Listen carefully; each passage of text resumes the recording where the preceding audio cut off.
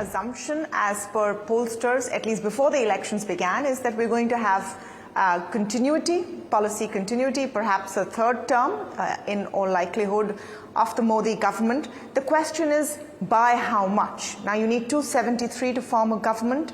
Does BJP get more than it did last time on its own? What's the number you guys have?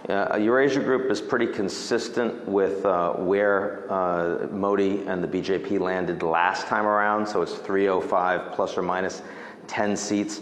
My interest is not in the exact number. My interest is that of all the elections in the world this year, India, the largest democracy that is going to the ballot place, India also one of the countries with the smoothest transition.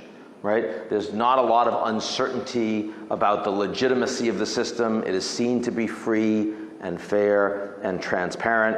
And Modi, who has been in power now for 2 terms, is almost certainly going to be in power for another term on the back of pretty strong economic performance and consistent reform. That is, in the grand scheme of things, a very stabilizing message.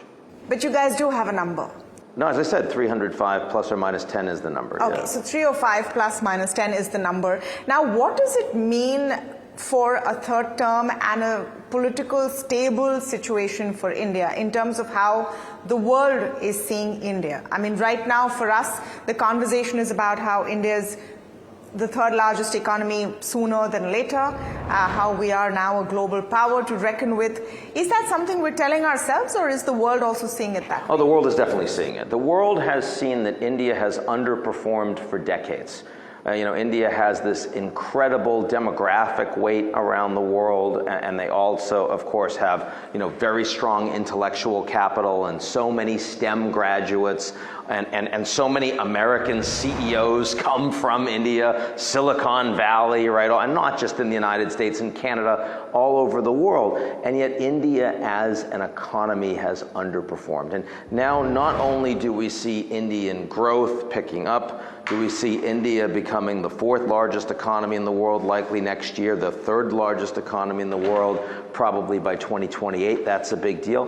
But also India, as it becomes more powerful, defining itself in terms of friendship with the rest of the world, as a bridge to engage in stronger, more stable relations, as a leader of the global South, as stronger relations with the U.S., with the West. Canada's an exception. They haven't managed that well, but the rest of the G7, they've managed very effectively. And even stabilizing to a little degree, a limited degree, the Indian relationship with China in recent days. So I think not only is India seen as a more positive story, but India is also not perceived as a threat to the global stage. It's seen as a constructive part of a global economy that doesn't have many good stories like that today. So that's the reason why the West is paying attention.